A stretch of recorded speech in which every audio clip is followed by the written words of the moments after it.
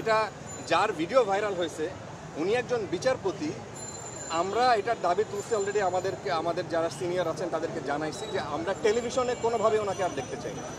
টেলিভিশনে এই মানুষকে, উনি মানসিক বিকারগ্রস্ত।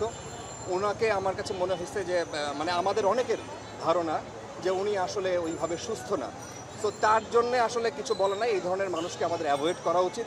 সো আমরা আমাদের কর্তৃপক্ষকে জানাইছি যে ওনাকে কোনোভাবে আমরা টেলিভিশনে আর কোনোভাবে দেখতে চাই না। ওনার একটা অতীত আছে, উনি কিন্তু এর আগে যখন বিচারপতি ছিলেন তখন কিন্তু ট্রাফিক সালাম না দেওয়ায় তাকে কিন্তু কান ধরিয়েছিল। তার মানে এরকম অসুস্থ মানুষ যখন যে পাওয়ারে ছিল, দেখেন এটা আমাদের বাংলাদেশের খুব দুর্ভাগ্য।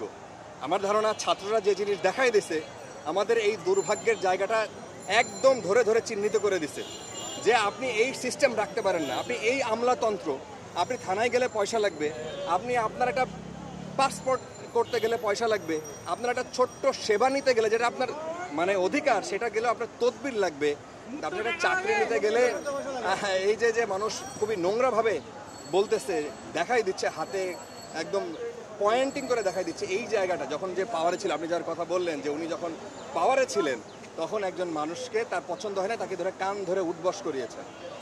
দেখেন ওই জায়গাটার অবসান চাই। আমরাও যদি এইরকম মানে আমাদের মধ্য থেকে যদি আমরা চাই যে একটু নিতে, ধরেন একটু অনুকম্পা নিতে, একটু সহায়তা প্রশাসনের কাছ থেকে, সেটা হওয়া উচিত না।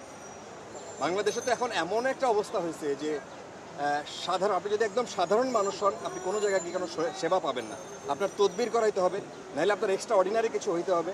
তো এক্সট্রা অর্ডিনারি তো প্রত্যেকটা মানুষ না, সেই জায়গার জবাবদিহিতার একটা জায়গা। ছাত্ররা যেটা বলছে এই আন্দোলনের নিশ্চয়ই একটা শেষ আছে।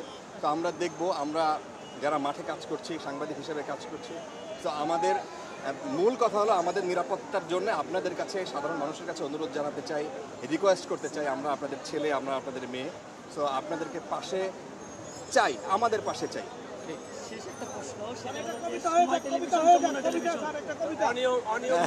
কবিতা আমার পেজে,